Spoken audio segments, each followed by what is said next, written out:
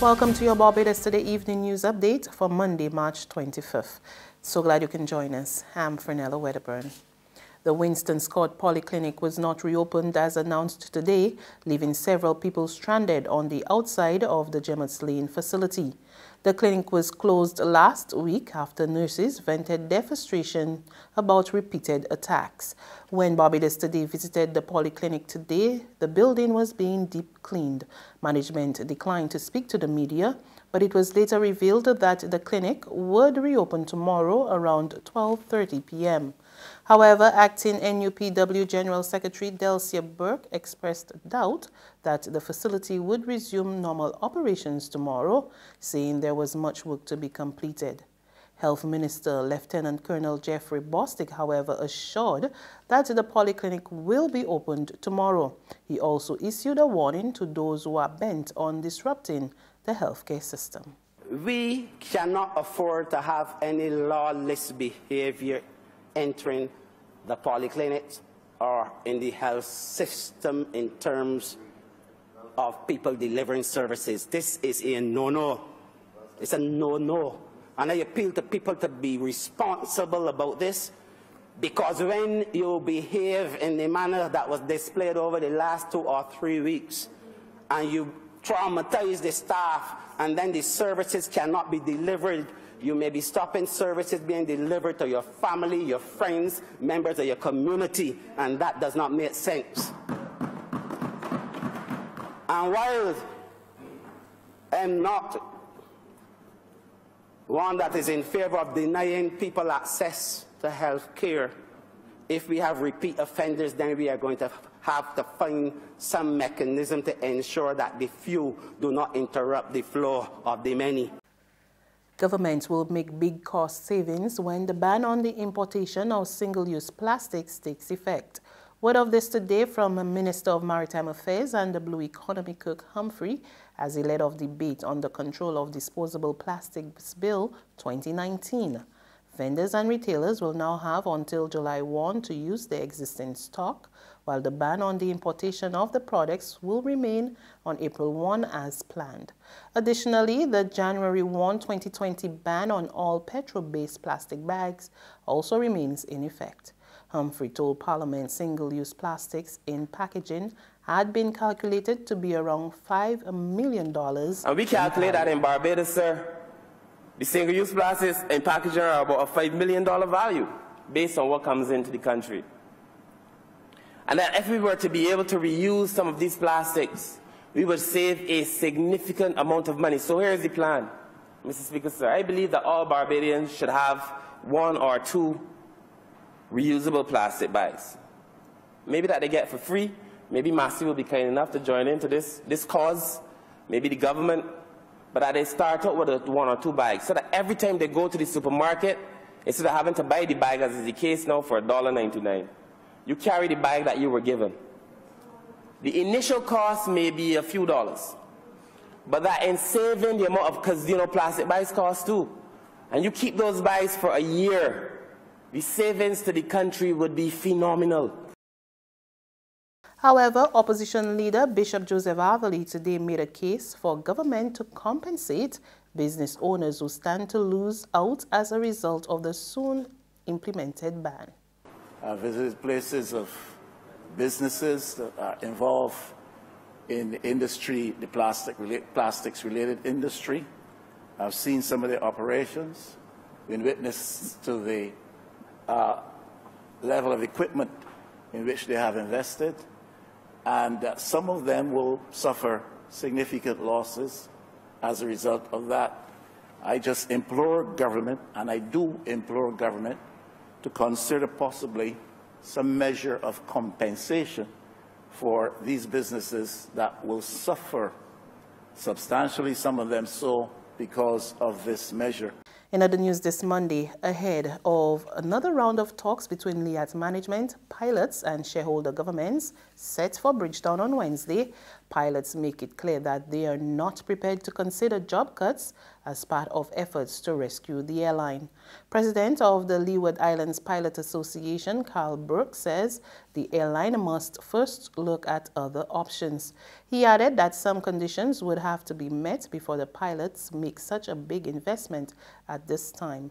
Chairman of LIAT shareholders, Prime Minister Dr. Ralph Gonsalves, who held follow-up talks in Barbados at the weekend, hinted that some restructuring was likely, but he declined to go into details. In sports, the new man at the helm of West Indies cricket, Ricky Skerritt, is ready to get down to business. Skerritt, a former West Indies team manager, defeated Dave Cameron by an 8-4 margin in yesterday's election. More in this report from Television Jamaica. Skerritt was asked about the outcome, which came as a shocker to many in attendance and around the Caribbean. However, he believes the groundwork done by he and Shallow laid a good foundation. But in this business, we have learned that individuals, even those individuals who may have what you call a mandate, if the message resonates and if they feel strongly enough about issues, they will actually go against the mandate. And that was the basis on which we started our campaign, knowing that we could build our voting base by being consistent with good ideas, reaching out with a positive campaign that can touch the cricket hearts of the region. Meanwhile, the newly elected president is already looking ahead to his first order of business. And there is a report which was submitted to the outgoing president, which was really a review of the Patterson report and several others to try to see which recommendations had actually been implemented and which ones hadn't. It's not as if these reports were totally ignored. But what we have to do now is go back, dust off that 2017 report, which is the most recent summary, and use it as a starting point to see which of the governance changes are still relevant and which ones we can implement as quickly as possible. There's regional and international news after this short break.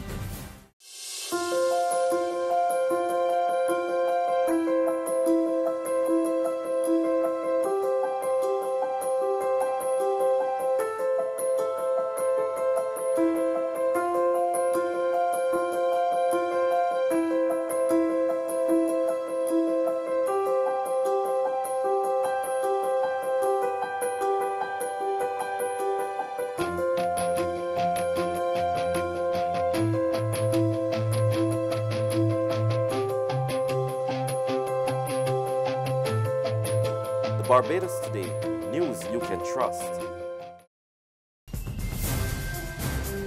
To regional news, Antigua and Barbuda government is to hold a second round of talks with the executives of Carnival Cruise Lines this week regarding the cancellation of calls to St. John's. The first meeting with the executives of Carnival Corporation held in Miami last week has been described as fruitful.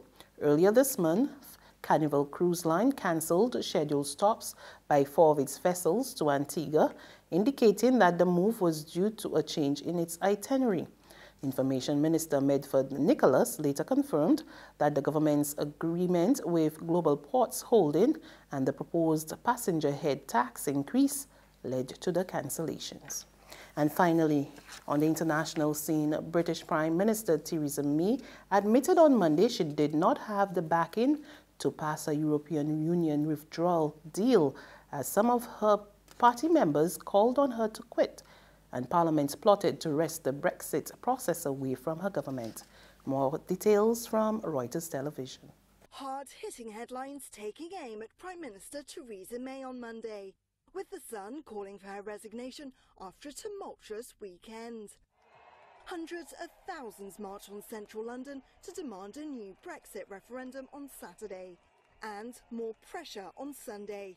May fended off threats to her leadership at her Chequers residence, where she tried to win over some of her most prominent Conservative opponents to her Brexit plans, including Boris Johnson and Jacob Rees-Mogg, though no breakthrough was reached. And according to the Sunday Times, 11 unidentified ministers agreed May should stand down, saying her judgment had, quote, gone haywire.